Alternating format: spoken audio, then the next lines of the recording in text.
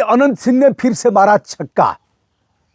चाहे जिस दल से भी अनंत हो, मोकामा अनंतमय ही रहेगा। दोस्तों, इस बार बीड़ा देवी को उन्होंने हराया।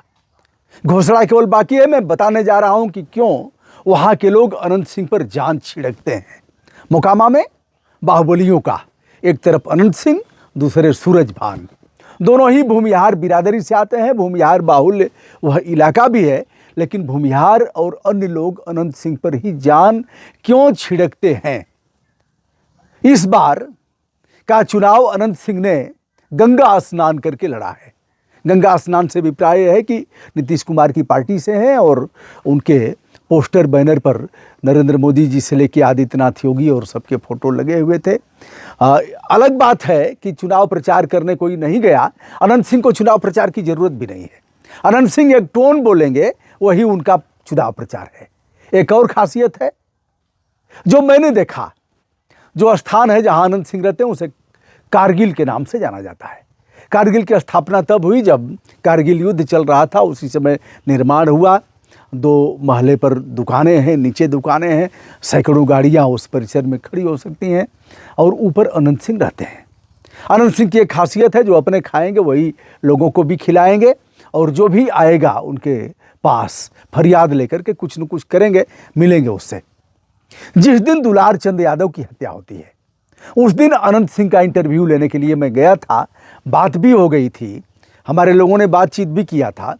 उसी समय हम लोग वहीं थे तो देखा दर्जनों गाड़ियां आ रही हैं, जिनके शीशे कहीं आगे कहीं पीछे फूटे हुए हैं। कुछ लोगों को चोट भी लगी हुई है। हम लोग उस समय वहीं थे। अनंत सिंह आए, चेहरे पर कोई सिकन नहीं थी, हल्की हल्की मुस्कुराहट और लोगों से बात करते हुए, किसी की पीठ थपथपाते हुए ऊपर चले गए। यह लगा कि इंटरव्यू देंगे। इंटरव्यू काफ़ी मशक्क़त के बाद 1.5 मिनट का इंटरव्यू उन्होंने दिया और 1.5 मिनट में हमारी टीम वहाँ नहीं पहुँच पाई। फिर उन्होंने कहा अब हम कोई बातचीत नहीं करेंगे, कारण कि उन लोगों को और भी काम करना था।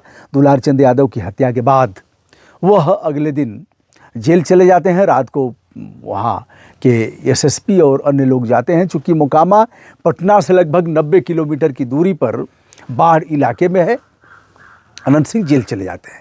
जेल चले जाने के बाद कुछ लोगों को यह लगा कि चुनाव प्रभावित होगा, चुनाव जाएगा सूरजभान की पत्नी बीड़ा देवी के पाले में, या फिर जो पीयूष प्रियदर्शी हैं, जो स्वयं आरजेडी के नेता थे, जब टिकट नहीं मिला तो उन्होंने पलटा मारा और जनसुराज ने उन्हें टिकट दे दिया।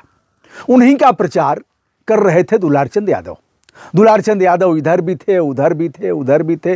लालू प्रसाद यादव जी के साथ उन्होंने शुरुआत किया। चूँकि पहलवान थे, पट्ठा थे, लाठी के करतब जानते थे, लंगोट बांध करके अखाड़ा लड़ते थे। धीरे धीरे शारीरिक सौष्ठव भी था, क्षेत्र में उनका अच्छा नाम हो गया, लोग उनके यहाँ फरियाद लेकर के जाने लगे।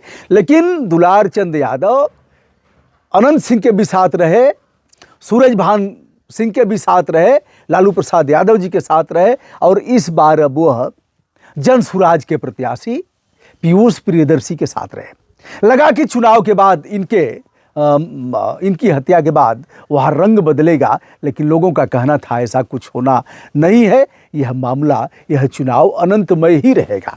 अब दोनों बाहुबली हैं।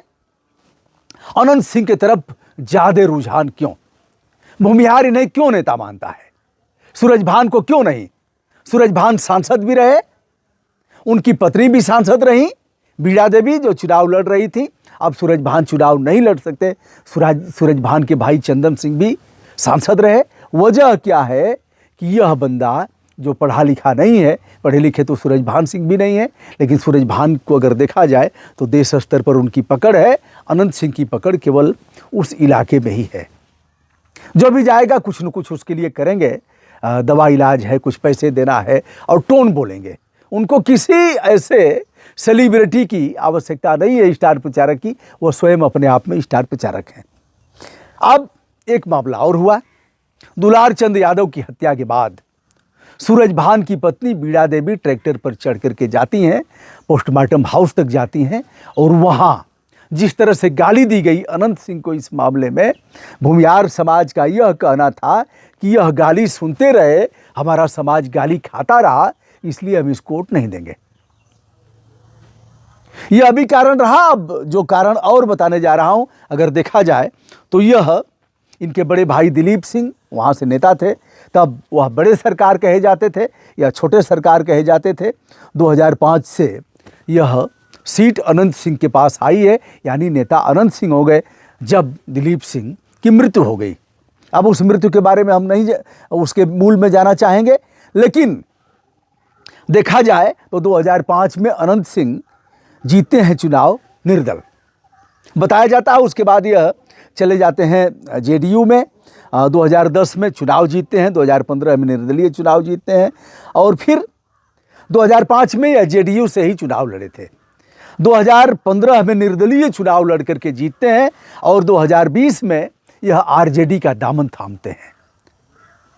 अगर यह चाहे तो भारतीय जनता पार्टी भी ने टिकट दे देगी और कहेगी बहुत बड़े समाज सेवी हैं, इनके ऊपर फर्जी मुकदमे लगाए गए हैं, 28 मुकदमों के धारक, हत्या का प्रयास और बहुत से ऐसे गंभीर अपराध, AK-47 मिलना इनके घर में, यह सब है। 2020 में ये आरजेडी में चले जाते हैं।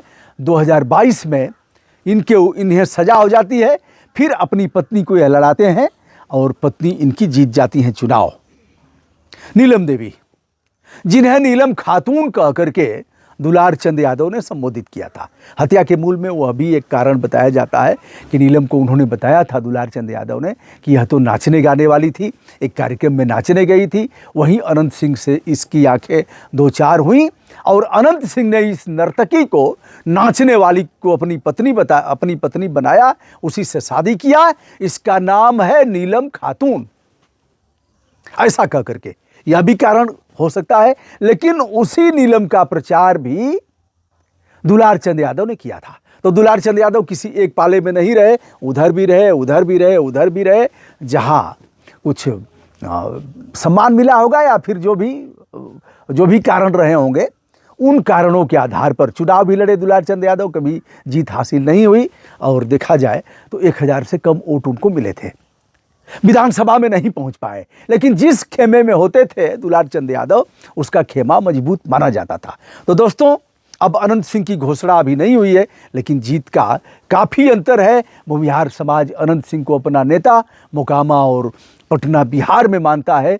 भूमिहार समाज ने जम करके साथ दिया। भूमिहार बाहुल्य वह इलाका भी है और देखा जाए तो मात्र एक बार वहाँ से सूरजभान जीते थे और तब से यह सीट पूरी तौर पर अनंतमय है। हरि अनंत, हरि कथा अनंता। अनंत अपराधी हैं, अनंत बाहुबली हैं, अनंत विधानसभा में जाने लायक नहीं है, इसे तो मैं कहूंगा ही। जानता हूं मक्खनचुआ गरियाएगा, कहेगा और रीतलाल यादव के बारे में क्यों नहीं बोल रहे हो? बेटा, रीतलाल की रीत को भी मैं बताऊंगा और अनंत सिंह की अनंत कथा को भी बताऊंगा। ना काहू से दोस्ती, ना काहू से बैर। हम साधु यादव को भी बताएंगे। शिल्पी हत्याकांड में जिस प्रकार से साधु यादव का DNA टेस्ट नहीं हुआ, राबड़ी देवी के भाई हैं, शिल्पी हत्याकांड को ठंडे बस्ते में डाल दिया गया, CBI ने क्लोजर रिपोर्ट लगा दिया। उस पर भी मैंने केवल वीडियो ही नहीं किया है, प्रेसिडेंट ऑफ इंडिया के यहाँ लिखा पढ़ी भी किया है, याचिका भी किया है कि इस मामले को फिर से पुनर्जीवित करके इसको कराया जाए। सबका DNA टेस्ट हो गया, साधु का नहीं हुआ। उधर मनमोहन सिंह थे प्रधानमंत्री, इधर राबड़ी देवी थी मुख्यमंत्री और साधु यादव राबड़ी देवी का भाई था। आज जो आरजेडी और इन लोगों को पराभव का मुंह देखना पड़ा है, उसके मूल में साधु यादव जैसे लोग और ऐसे गुंडे जो अगल बगल रहते थे, उन लोगों की भी बड़ी भूमिका है। दोस्तों, दिन भर समय नहीं मिला, बने रहे हमारे साथ, और भी मैं वीडियो करूंगा विनम्रता के साथ। अनंत सिंह के जीत के मूल में क्या है, इसे हमने बताया, आगे और भी बताऊंगा। प्रणाम, नमस्ते, शुभकामना।